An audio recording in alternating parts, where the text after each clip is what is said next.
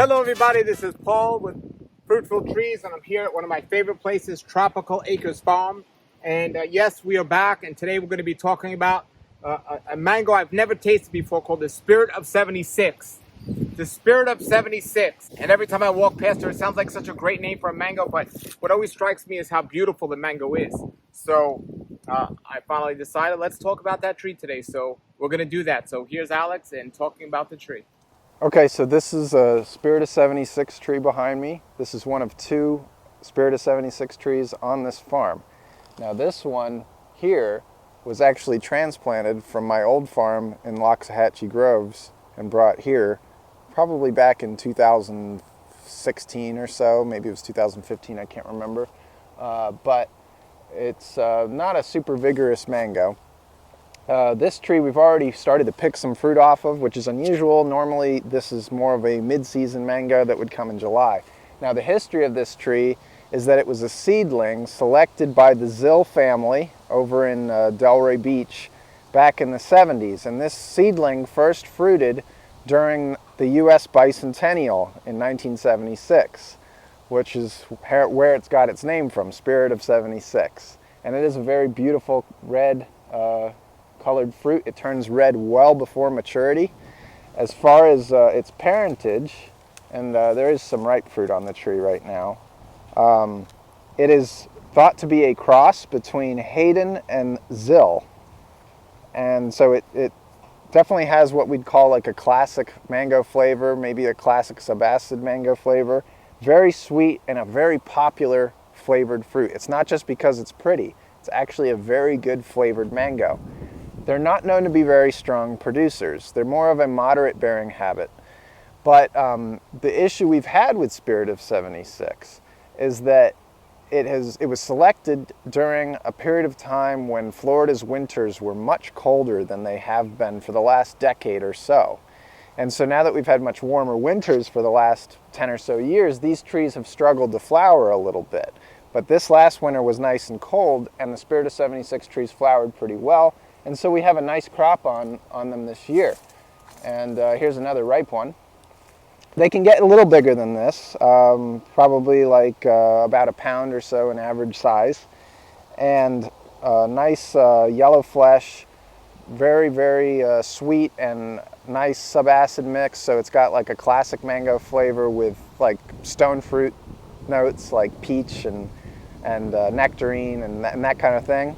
So anyway, this mango is very resistant to bacterial black spot. So is its parent, the Zill. The Haden, on the other hand, is very prone to it. So it inherited the good genes as far as bacterial spot resistance goes. It is moderately prone to anthracnose, though.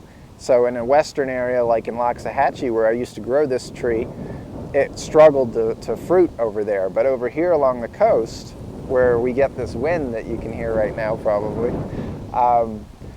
this mango, as long as it flowers, can fruit well and the fruit come very clean. So the one drawback of this is that it does have kind of a short shelf life. So once it's ripe, it needs to be eaten relatively firm and quickly. But very popular fruit, always an interesting eyepiece. People at our fruit stand can see this tree and they often ask what it is.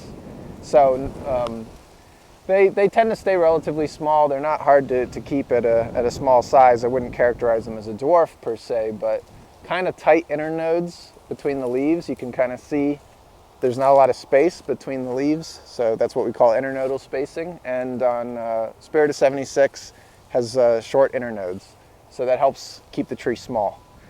So anyway, old Florida variety by today's standards, but still a very good mango, and one to just keep in mind.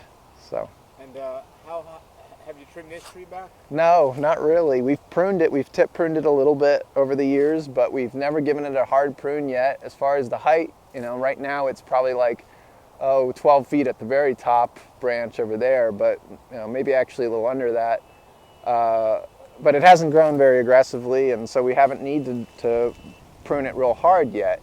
Now, one interesting thing, I did mention that this fruit is resistant to bacterial spot of the fruit, but it's very common to see them get it on the leaves. So this is an example of a tree that is getting a foliar bacterial spot, which is what this spotting you see here is. You can see how the spots kind of stop on the leaf margins,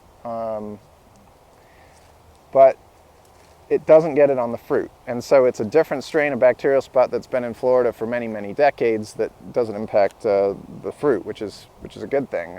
This just kind of makes the leaf look a little ugly. It's not really that big of a deal. So nothing else to worry about. Exactly, yeah. Okay. And so this is 12 feet. How old is this tree, you said? You know what? I would have purchased this tree in 2011. I believe 2011 was when I would have planted them, either 2011 or 12. So this tree at this point is about 10 years old. Now you moved this from your other. Yeah, we did. So when you transplant a tree, it will often slow down the growth process quite a bit even after it's recovered from the transplanting. So that's not unusual. And I would expect a 10-year-old Spirit of 76 tree to be a little taller than this, but we haven't fed it a lot of nitrogen or anything, so it's kind of growing slowly, in part because of how we've cared for it. Does that mean fruit slowly as well? Fruiting slowly or not necessarily? No, I mean, the fruiting here is really dependent on whether it blooms in the first place. So it's really, for this tree, cold fronts. How cold does the weather get enough for it to trigger a full bloom? So if somebody was doing ultra intensity gardening, would you recommend them feeding it less and getting trees like this? Yeah, I think you know, sometimes with mangoes at least, the nitrogen, you know, less is better or less is more in some way, because the quality of the fruit's a lot better and the tree is much easier to manage. So if we gave this tree a lot of nitrogen, there's no doubt in my mind it would be a lot bigger than it currently is, and we haven't really given it much, so, or at all. Great. Yeah. I see you don't have too much mulch under there either, right? No, just some leaf litter. You know, we did give this tree mulch at one point in time, but that mulch is now decomposed, and at this size, we don't necessarily mulch them much. So. How often do you water them at this size? Just when the fruit are developing, we'll water them. But other than that, at this size, I don't really like to water mango trees this big. It's going to just encourage them to grow more, and we don't want them to grow more than they naturally do. So the roots are already deep into the soil. It doesn't really require supplemental irrigation to keep it healthy. So maybe just to prevent some fruit drop. But great. I haven't met too many other farms that have this tree. Yeah. So are you the only one that you know of that commercially has this tree? No, I'm not sure if Chris Wenzel grows this or not. She might. I don't think Walter Zill grows it. I know that none of the major farms grow it because it doesn't produce enough fruit for like a commercial grove, but it's certainly productive enough for a lot of backyards. So that would be what I would consider this to be. This is like a backyard mango tree, not something that needs to be grown or should be grown in a commercial setting where you're expecting a much higher yield from the tree. It makes enough fruit for, you know, a family or whatever to enjoy them, and that's fine. You know, it's perfectly good in that spot. All right, everybody, there it was. Get that mango, the Spirit of 776. I have actually, he left me with one that'll be ripe in a couple of days that I'm going to taste, that fell right off that tree, and I'm going to put that here right now. Okay, everybody, I got this amazing mango, and this is called the Spirit of 76 that I received from Alex at Tropical Acres, and I'm going to try tasting this now. Now this is a beautiful looking mango, by the way, and almost looks like, I don't know, it's just the color is so gorgeous, and I notice the tree every time I go there. But he actually, we did a video on this, which I'm showing you here now, but he gave me this, and he said give it about a day, and I gave it 2 days.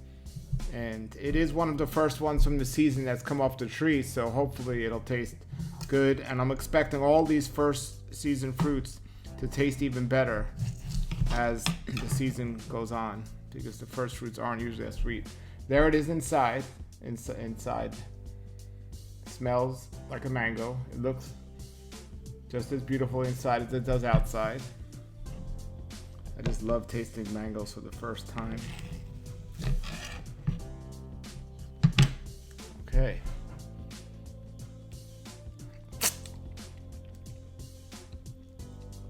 Well,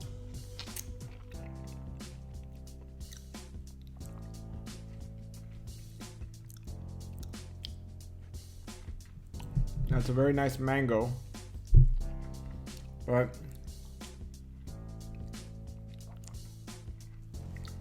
It doesn't stand out like with a particular flavor where you would be able to easily identify this from many other mangoes. If you didn't know what this was, you would just think it's a really good quality eating mango. It's very juicy. Fiberless, of course.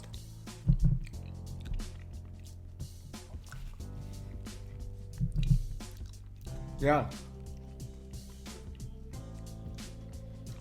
Another mango off my bucket list. Spirit of 76. And so, very good, very good. So that was, all right, that was Spirit of 76. Let's go back to the video and see Alex talking about this particular mango.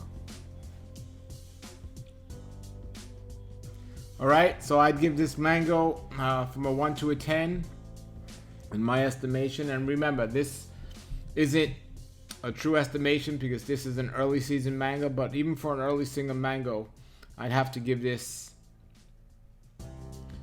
I'd say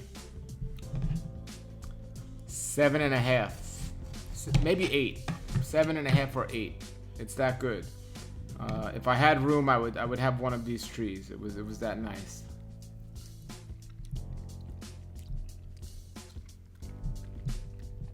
The more I taste it, the number goes up.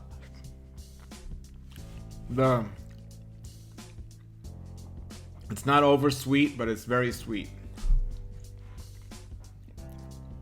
Yeah.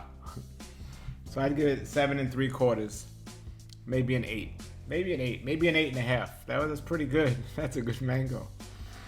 Yeah, that's really good. All right, thank you.